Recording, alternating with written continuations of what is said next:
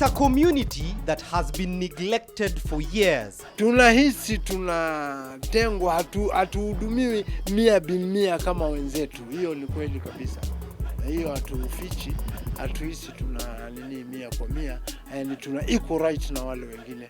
Tukienda katika baadhi ya mambo tunabaguliwa, ima kutokana kidini, kutokana kwa kikabila. Pia inahisi ukienda unaambia atikana na baa ni adhoiri, wachana na we are minority, hatuwezi hata pitisha mtu wetu hata kututetea. A people whose forefathers came to this region nearly 100 years ago thanks to the colonial masters.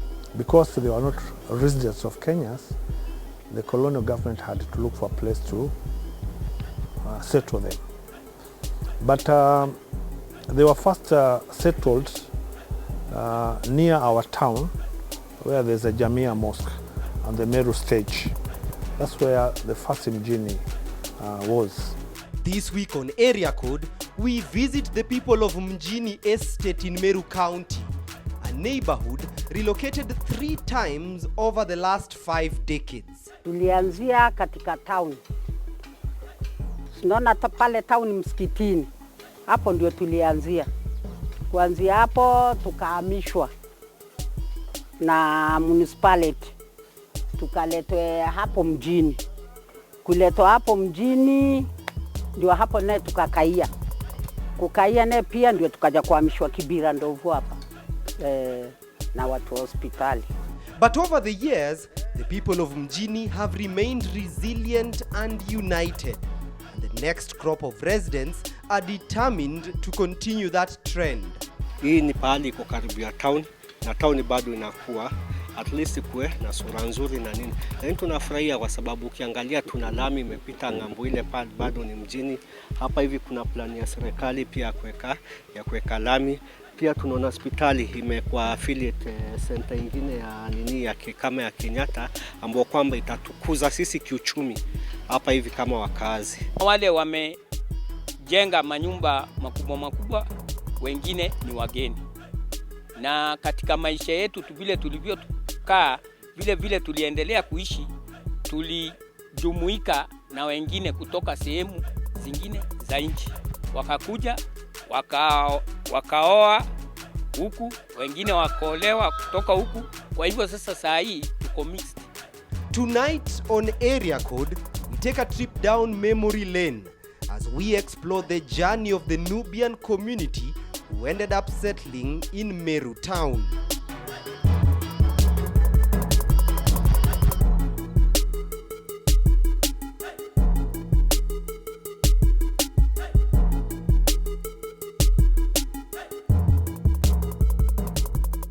Whenever you visit Mjini Estate in Meru, you immediately get a sense that the people here are very united.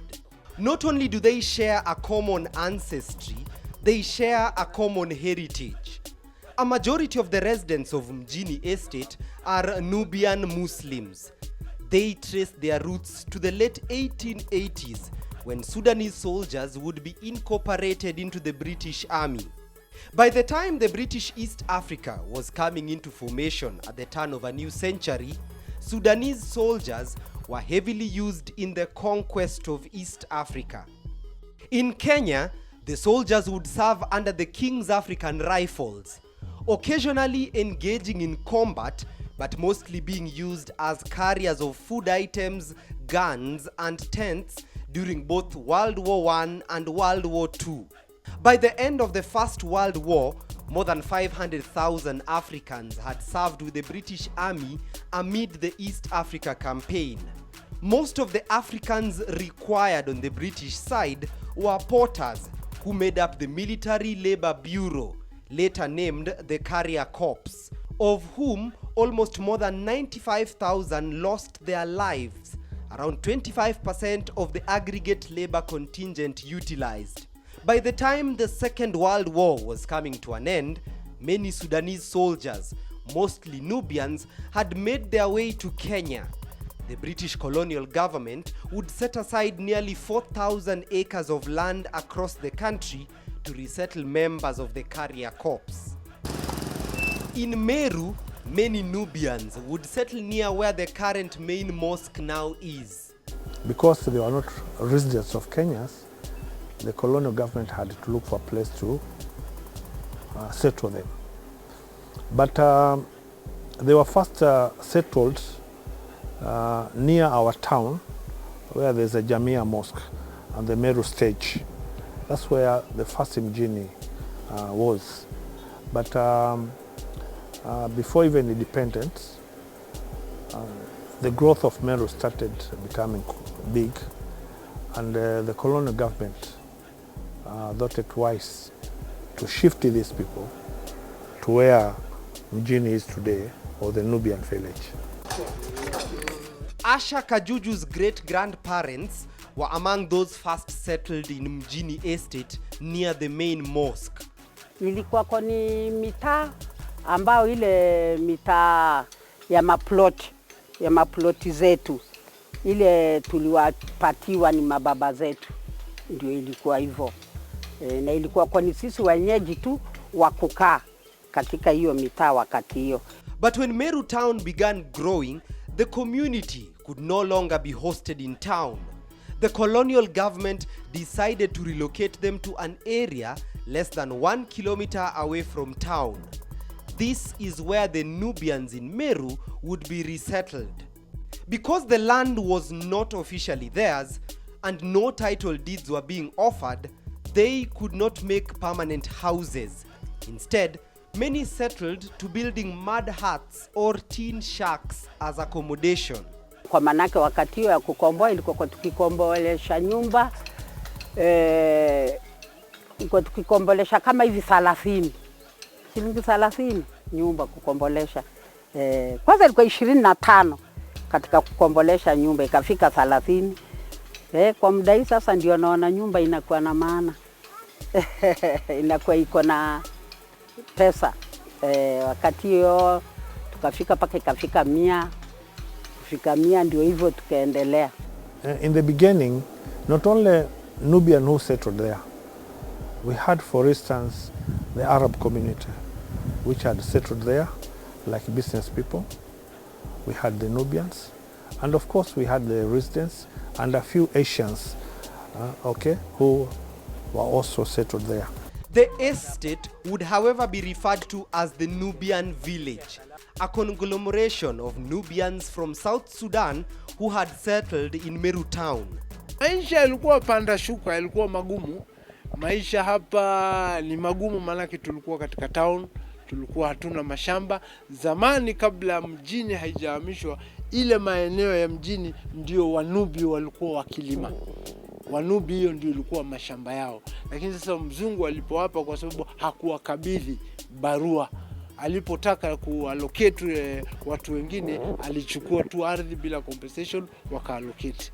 Walipowapa ikawa tuna mashamba, sasa ikawa survival, na sio wengi ambao waliweza kusoma kupata ajira za kazi. Sasa ikawa shida katika kijiji chetu, ikawa ni wachache sana waliweza kufaulu kwa masomo. But the 10 acres of land allocated to create the Nubian village would be annexed even further. After about a decade of living here, the community would be pushed further down. Baada ya kukaa kwa muda, ikawa kuna sehemu kubwa ambayo ilikuwa imebaki free. Hospitali, General Hospital ilikuwa ndogo na sehemu ilikuwa kubwa. Alafu mzungu, kuna bwana DC anaitwa bwana Gatai, ambao aliweza kuambia town watu wale ambao walikuwa wanajenga structures na nini, hizi informal sector kujenga, akwambia lazima wa develop nyumba zao kujenga modern houses. Kwa hivyo wale hawakuweza kujenga, ilibidi huyo mzungu ambao DC anaitwa Gatai aweze kuhamisha. Alikuwa akiingia in each plot anaandika tenant na landlord. Sasa wale tenant na landlord wale hawakuweza kujenga, wakahamishwa. Maana ndio tulikuwa kule town pale kuna Jamia na main stage ambao iko sasa. Hapo ndio ulikuwa kunaishi na ndio kulikuwa kukiitwa mjini. Tulianzia katika town. Tunaona pale town msikitini. Hapo ndio tulianzia. Kuanzia hapo tukahamishwa na municipality. tukaletwe hapo mjini. Kuletwa hapo mjini ndio hapo naye tukakaia. Kukaia naye pia ndio tukaja kuhamishwa Kibira Ndovu hapa na watu wa hospitali. The second relocation took place after the Kenya Medical Training College in Meru decided to expand its residency for the training medics. The land adjacent to the training college was identified for expansion, and about 100 housing units were demolished and the residents moved further down. Tulikuwa ni wengi kwa manake kila mtu alikuwa kwa ndani ya plot yake, na unaweza kuwa uko na watoto wengi, watoto zaidi ya 6 katika hapo na wajukuu. Na katika palio ilikuwa kwa hata watoto wetu ilikuwa kwa tukifanya harusi hapo wakaolewa hapo, kwa manake ilikuwa kwa hatuna mashamba pali ingine. Ilikuwa kama shamba ndio hiyo pali ya plot, kiasi ya plot. Na ndio watoto wetu hapo walikuwa wakiozana, tukisanyana tukiwa hapo. Ni plot ndogo walizijenga ambao sasa hawana mashamba, na baada ya uhuru they were not even considered to be settled somewhere else. The land space in Mjini is very limited and social amenities in the estate are non-existent. Many of the youth are jobless and infrastructure is wanting. It's the kind of life people here say is as a result of years of neglect by successive Kenyan governments. After the break, lakini ukiangalia mji wenyewe barabara zao ziko katika hali mbaya sana. The residents of Mjini decry years of neglect and how it has affected an entire generation here. Tunahisi tunatengwa, hatuhudumiwi 100% kama wenzetu. Hiyo ni kweli kabisa. Na hiyo hatufichi, hatuhisi tuna 100%, yani tuna equal right na wale wengine. Tukienda katika baadhi ya mambo tunabaguliwa ima kutokana kidini, kutokana kwa kikabila.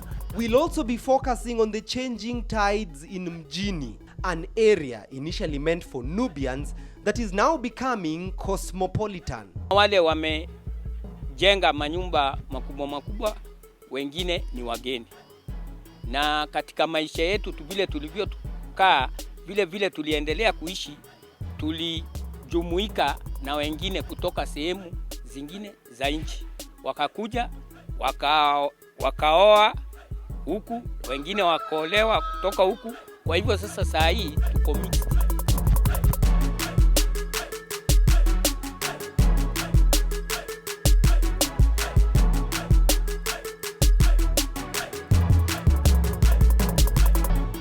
This stretch of land is known as Salama. It comprises of less than 50 homesteads of people who had to be moved here to pave way for the expansion of the Kenya Medical Training College. Salama is where you find the original residents of Mjini Estate. Kaburi ya Waswahili iko ile iko town. People like Mohamed Ahmed, whose great-grandfather helped start the estate more than 70 years ago. He tells us that this place was named Salama after the relocation of one woman. Kwa hivyo ule mama moja aliyohama, sasa akija kwa sababu hana watu, hana jirani, ukawa very peaceful, watu ni salama. Hana mtu anateta naye, hana jirani. Sasa ile salama, mimi nimetoka salama, tuko salama, tuko. Sasa hiyo jina imeshika. After that mama Habiba utaja salama. Sasa hata tulipohama ikabaki ile jina ya Salama. And indeed, over the years, the residents of Mjini have remained peaceful. This, despite what many here claim, has been years of neglect and discrimination. Kusema ukweli, mtaa wetu ukiangalia huu ni wachochole. Wengi wale wako hapa wanaishi kwa shida. Less than $1. Kusema ukweli, wanajaribu kujikakamua kwa kila namna, lakini mapato hakuna. Hawana shamba, tegemeo lao ni biashara. Biashara pia zimeharibika. Kwa hivyo maisha ni magumu. It's sentiments shared by many here. Because the area was allocated to members of the Nubian Carrier Corps, who at the time were foreigners, many were not allowed to go to formal school by the colonial government, and with lack of national identity cards, they could not find meaningful jobs. This has led to years of stagnation for this community. Manake hali yetu ni dhaifu. Hatuko sawa. Tunataka tuondoe hata sisi tuwe tunachangamka. Na kwa manake katika sisi utuzima yetu hii tuiko, hata wengine sisi wazee hatuna pesa hata ya uzeeni sisi. Tuiko tupu. Tuko mama fulani waiko hapa, hatuoni vile tunafanywa serikali, wengine vile mimi naona wengine nasikia wanapewa pesa, wanapewa. Lakini sisi hatuli. Tuko mawaya. The stagnation is evident on the estate's infrastructure. Many of the houses here are still made either of wood or even mud. Sisi tunataka kutatuliwa kujengewa hata hizi manyumba. Kwa manake nyumba ukiangalia ni gani hizi sasa tuiko. Si manyumba sawa kama wale wengine. Tunataka tufanywe nyumba tuwe kama wale wengine vile waiko, nyumba hizi za mawe, tuwe na kamaendeleo kazuri. Lakini hatuna maendeleo sawa shwari, kwa manake hakuna vile tumechangamkiwa, tuko pale pale tu. Kwa manake hakuna vile tunaendelea mbele. Kuna mipango ambayo county government walisema ya ku-upgrade slums. Bado tunaiongojea kwa hamu waje, kwa sababu sasa si kama wakati ule si tulikuweko. Sasa hali imekuwa ngumu. Wanahitaji kuwa na maji masafi, wanahitaji kuwa na vyoo vizuri, wanafaa kuwa na barabara ambayo hata kukiwa na dharura yoyote ama janga lolote kama la moto, zimamoto inaweza kuingia katika manyumba hayo na isaidie. Ama kama mtu mgonjwa, ambulance inaweza kwenda na imbebe huyo mgonjwa. Tunahisi tunatengwa, hatuhudumiwi 100% kama wenzetu. Hiyo ni kweli kabisa. Hiyo hatufichi, hatuhisi tuna 100%, yani tuna equal right na wale wengine. Tukienda katika baadhi ya mambo tunabaguliwa, ima kutokana kidini, kutokana kwa kikabila. Pia inahisi ukienda unaambia atikana na baa ni adhoiri, wachana nao, we are minority. Hatuwezi hata pitisha mtu wetu hata kututetea. Minority, we are divided, hatuna uwezo wa kifedha. The estate's roads have never been tarmacked. This, despite the residents appealing to have better roads nearly every year since they were relocated here. Barabara zetu kidogo unafikiri waona, wakati kukinyesha hapo huwezi toka kwa tope, hata mara kidogo hatuwezi. Hata hii barabara mwenye kuchimba hii ni mtu alitoa pesa yake mfukoni, mimi personal kumrequest. So tumeachiliwa sana, tumetupwa sana. Unakuta paka miradi kama hizi za barabara huku, hizi unakuta ni World Bank ina nini, but zinafanywa tu kiholela tu, kupitiwa tu juu. Barabara kama hiyo unaona iko na shida. Maji kama hii tunataka tunaenda kuteka mtoni Kasima. Kuna hii palingine hapa mtoni. Hapa hivi natoka kuitwa. Hapo ndio tunateka maji. If you ask the residents here, they'll all tell you that they feel marginalized because of their heritage and their religion. Mjini is an estate that was started mainly by Muslims. Back then, the community preferred living together as it allowed them access to common religious facilities like the mosque, where children would attend madrasa classes together. Kwa hiyo ni walijikuta kwa katika kijiji, na ndio maana utaona Waislamu leo we are marginalized in many towns, not only Meru. If you go to Nyeri, you go to Nyanyuki, you go to Kisumu, you go to Eldoret, you go to Nairobi. Most of the big towns in Meru, the Muslim community was settled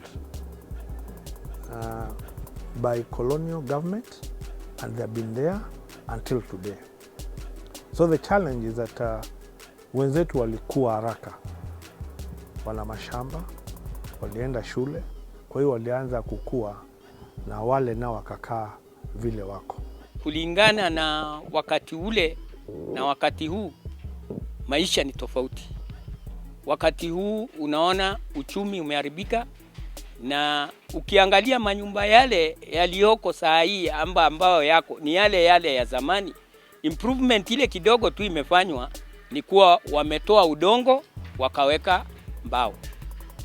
The neighborhood that would be known by the government as Municipality Old Town would receive allotment letters for its land in 1997.